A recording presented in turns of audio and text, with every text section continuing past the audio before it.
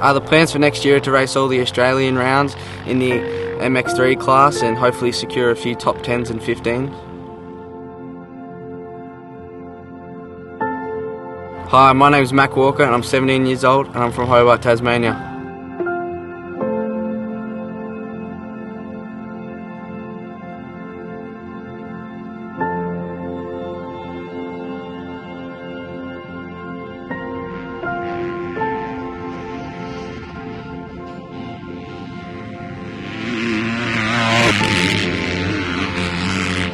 I first got into motorbikes when I was about 4 years old. My dad brought me me and my sister a Pee-wee 50. I wasn't so keen on it, but then my sister crashed it. He was shit scared. He refused to get on the bike, and I just remember arguments between him and Dad with, he never wanted to get off his training wheels. He wanted his little training wheels on as long as he can. I can remember him trying to jump, do little jumps or whatever on these training wheels, and Dad's like, yeah, nah. So when Belle was about 6, she had a little KTM. She used to ride it around and around our house. We had a huge concrete driveway. She used to just ride it around and around, laps. And then one day she took a corner really wide and hit a little parked car. I was doing laps around the house and I went too wide and I hit in the back of Dad's car and just fell off and just started crying on the concrete. We were all sitting around out the back having a barbecue and you could hear this God almighty scream. Belle comes running around and she'd hurt herself. So from then on, even though she was screaming, Mac decided he wanted to get on a bike. So we tried him on the little Yamaha Pee-wee 50, and Max used to have a rope attached to that because that's the bike Belle started on, and he used to run up and down the driveway with this rope attached to the Pee-wee 50 with Mac. Must say Mac didn't love the bike to start off with. It took some coaxing for him to get on the bike and get his confidence, but once he did, there's no turning back. There's reasons why Mac has had a late start in childhood, right? My theory is Lisa tried to drown him in the water bucket for the dog, push his head into it. Yeah, Mac was about 2, I think, and I was out at the clothesline hanging some washing in, and we had a Rottweiler called Jack, and Jack used to drink out of it was a pickle tub. So it was a cut down pickle tub and it used to be just full of water. And of course all kids at the age of 2 love to play in water. So Mac was splashing, splashing, splashing. He was out there in his little Winnie the Pooh pyjamas and he sort of started to fall in, and I went to grab him.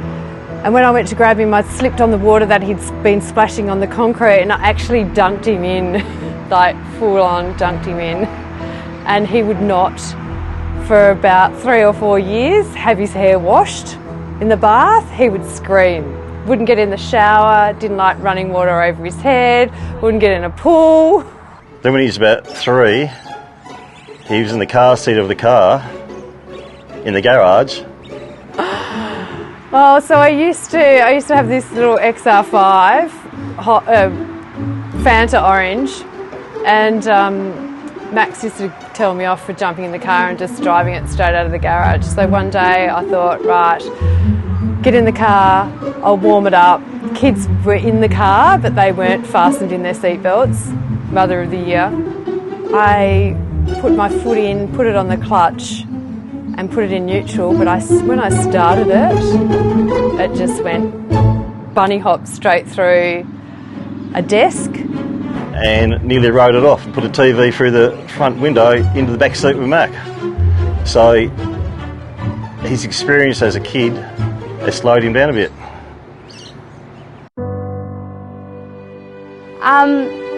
Yeah, every weekend was Mac, getting dragged to the track, getting dragged up north. You don't mean to put one person before the other, but it just happens.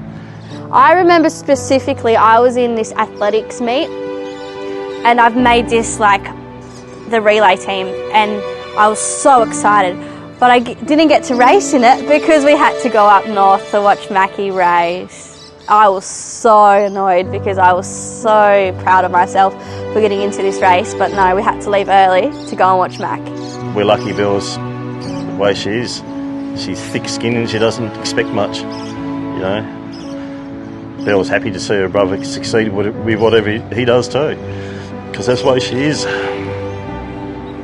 She'd rather more see him succeed than herself, I reckon.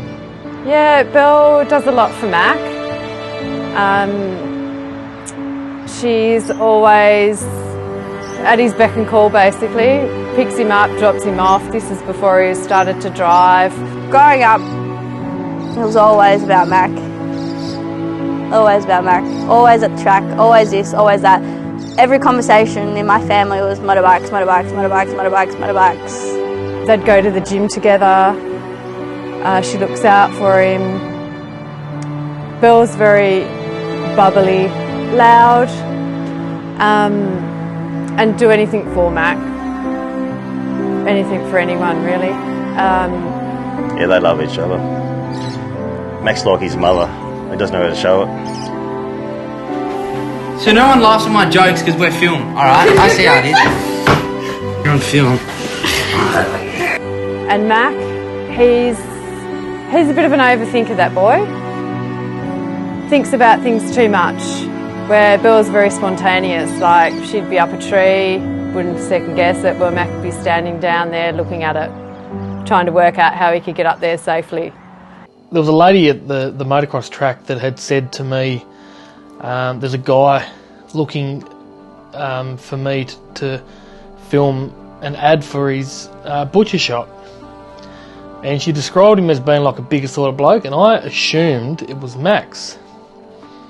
And I didn't really want to approach him because a few weeks before I saw this guy screaming at his son.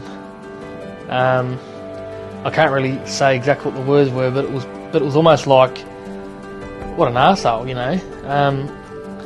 So when this lady had said, yeah, Max Walker's looking for a video for his shop, I thought it was someone else, and I went up to this guy named Dean, and I assumed it was him, and I was like, I said, I heard you're looking to get a video done for your shop, for your butcher shop, and he's like, no, you must have me mixed up with Max, and he pointed to this bloke who was the guy that was screaming at his boy, and I thought, oh no.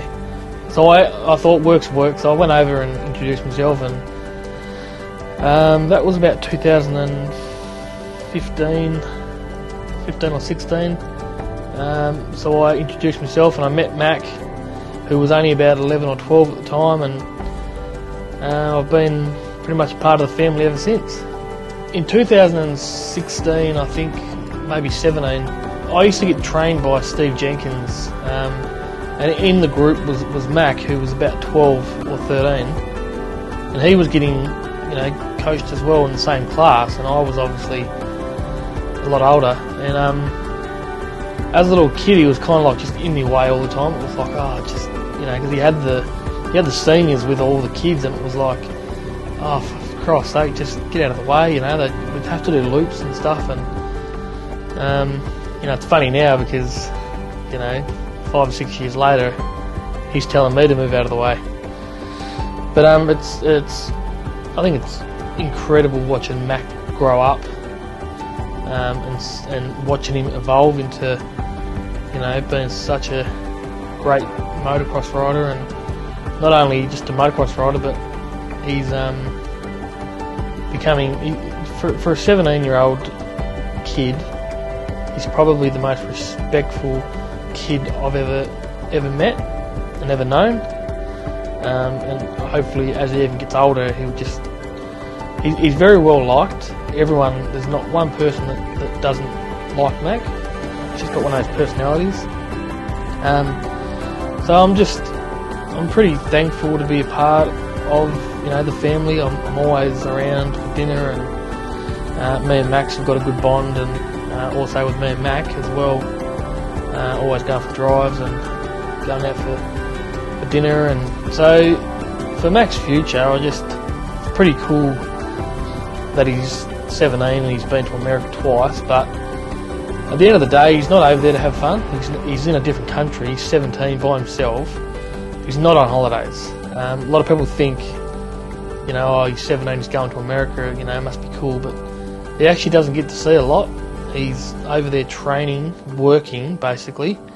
So yeah, I'm pretty proud of him. Yeah, I cook all my own food and meal prep and like getting a bit fancy in the kitchen. No, Mac's good now. He's got his own rules. Hates no one clean up after themselves. He's become very domesticated. Once a lazy little prick, now he's very domesticated. He gets into you if you don't wash up or keep things tidy. Oh, a daily life in the Walkers. Well, it's interesting.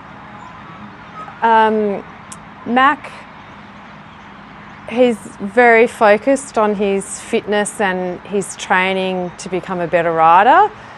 So after his first stint over at MTF, he came back and he was a completely changed kid. He was more independent, prepped his own meals, cooked his own meals. Yeah, I got a pretty solid routine off the bike, training-wise, gymming, cycling, and recovery. Do a fair bit of that. Go to the local massage place and once every couple of weeks and get freshened up. Yeah, I love the road bike, getting out, going for a stroll in the sun. Not the wind though, the wind makes it a bit hard, but it's good fun when you're out there just cruising, looking around.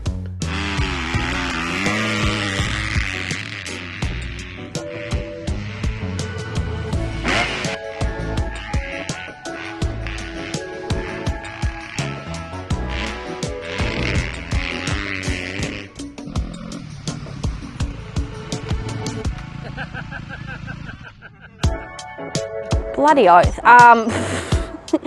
Honestly, they're the craziest people ever. They're two peas in a pot. The wise words of my mother, the apple doesn't fall too far from the tree. They're just crazy. They have a love-hate relationship, those two.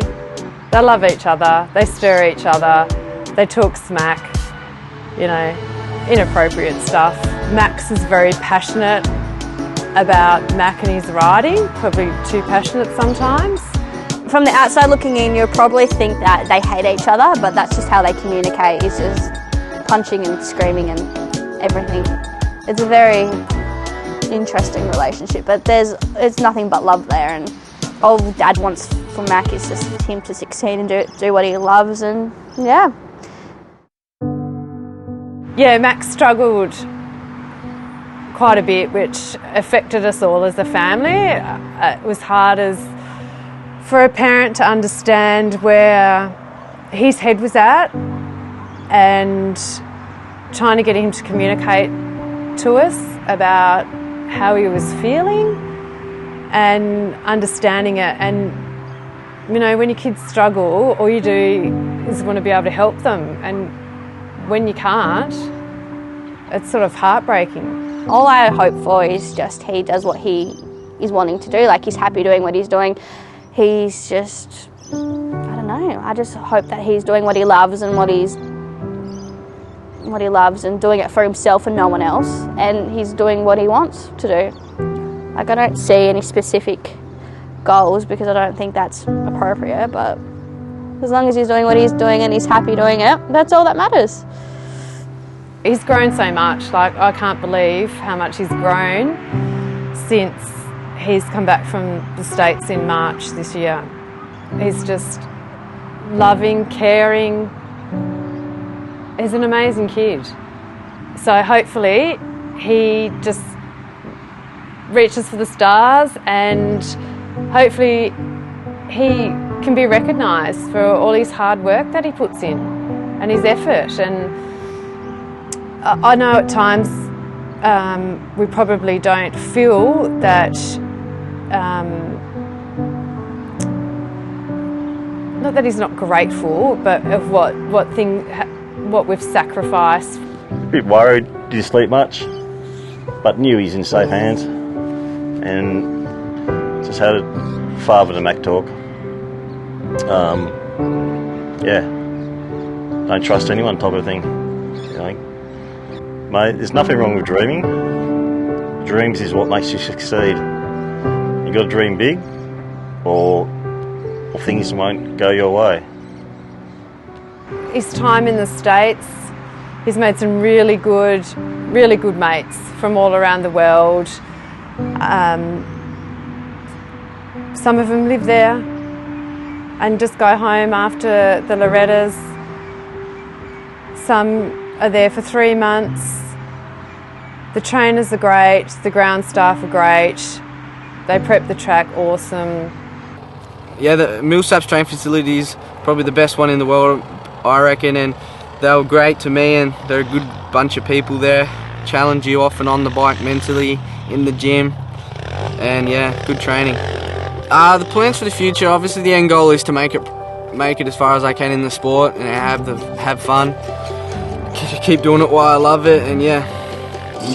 The end goal is to make it as far as I can in the sport, hopefully turn professional and do it as long as I love it and as long as I can. And show Jet Lawrence who the real Australian is, mate.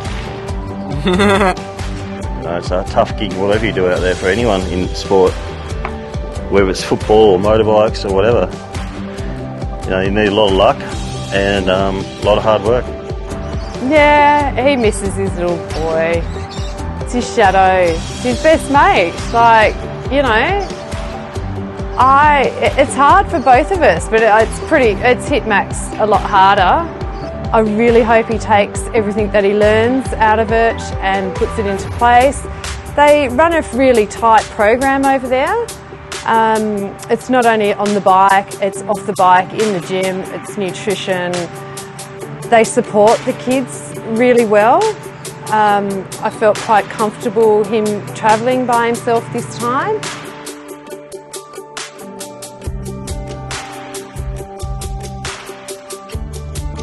Jordan from City Bike Centre and the whole crew up there, they've helped me out a fair bit this year with getting good deals on bikes and Alpine Star gear. There's a guy in Queensland who looks after Mac, Jed Parsons. Jed worked at MTF, and he's the guy who threw the idea out there, get Mac there. He said how good it would be for him. And he kind of made it happen to start with and put us in contact with Colleen, and the rest is history. Now Mac's got his mates over there, and they all look after him, and yeah, he kind of loves it. It's second home. Yeah, Millsaps training facility is great. Good bunch of people over there. They help you off and on the bike as much as possible, challenge you to be a better person and your ability to be a better rider. I was grateful enough to go over there at the end of 2021 and train for 3 months, and lucky enough to go back now in 2 weeks and race mini-O's and train even harder. Jed, he's a really good dude. He's always there for us and helping me out, and whenever I need stuff, he's shipping it down as quickly as he can and getting us sorted. Ben from Bulk Nutrients has helped me out with supplements for off and on the bike to fuel my training sessions and make me better. Darren from Track Ride Suspensions helped me out the last couple of years with getting my suspension sorted and maintaining it and helped me out. And they've given me a few tips from when I go away to get the suspension sorted over there. David from Oxwheels Australia is a big part and helped me get over to the States, and Dougie's Diggers, he's helped me out a fair bit, and he's one of the main reasons I get to go over to US and do what I love. I'm the sole distributor now of ETS Fuel in Tasmania, and grateful to have them on board helping me out racing. Yeah, I'd like to thank the old boy. He's a big part of what happens behind the scenes, making it all possible, and me being able to go away, and me mum, she's doing a big part as well. I'd also like to thank Adam, Hitman Productions, doing all this for me, making it all possible, getting some good photos and videos for me, making my Instagram pop. I'd like to thank everyone behind the scenes that makes everything possible, helps me get away, training and doing what I love. Thank you. I was grateful enough to go over there in December end of 2022. Fuck no. What year are we in? 2021. Fuck! I'll go again. Alright, sorry, this is the last one.